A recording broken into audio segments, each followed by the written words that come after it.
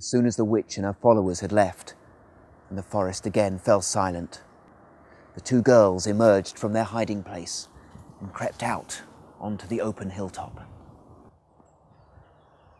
The moon was getting low, and light clouds were passing across her.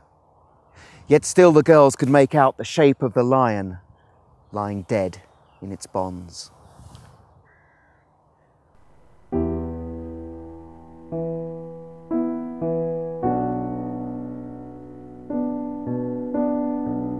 "I can't bear to look at that horrible muzzle," said Lucy. "I wonder, could we remove it?" Between them, the two girls tried, and eventually they succeeded. And when they saw the lion's face again, they burst into tears and kissed him.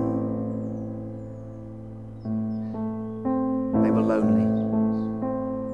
They felt hopeless. Everything seemed so horrid. More than I know how to describe. "I wonder if we could try and untie him as well," said Susan. But the enemy had tied him up so tightly that they couldn't get anywhere with the knots. Hours and hours seemed to pass. The girls hardly noticed how cold they were becoming.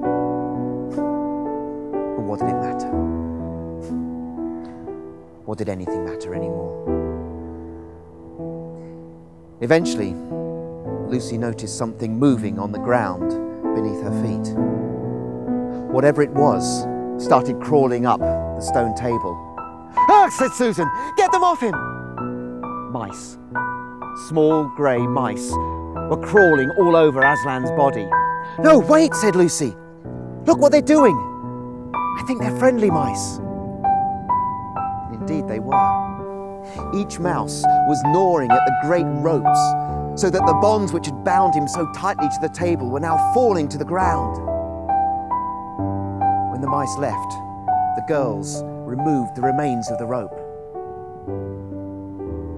Aslan was looking more like his normal self. Even his face had started to look noble once more. In the woods behind them, a bird started singing. It had been so quiet for so long that it startled the girls. Another bird replied, and soon the whole wood was full of birdsong. It was definitely morning now. Both girls noticed how cold they'd become. They started to walk to and fro to warm themselves up. As they stood and looked out across the sea, they suddenly heard a mighty noise from behind them, a deafening sound. Nervously, they turned around, quite unprepared for what they were about to see. The stone table had cracked in two, and there was no sign of Aslan. The two girls rushed to the table. "Where is he? What could this mean? Is it more magic?"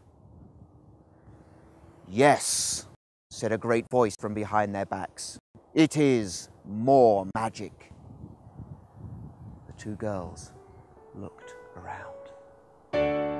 There, shining in the sunrise, larger than they'd ever seen him, shaking his newly grown great golden mane, stood Aslan. The girls rushed towards him and flung themselves on him, smothering him in kisses. "But what does it mean?" said Susan. The witch didn't know the whole story.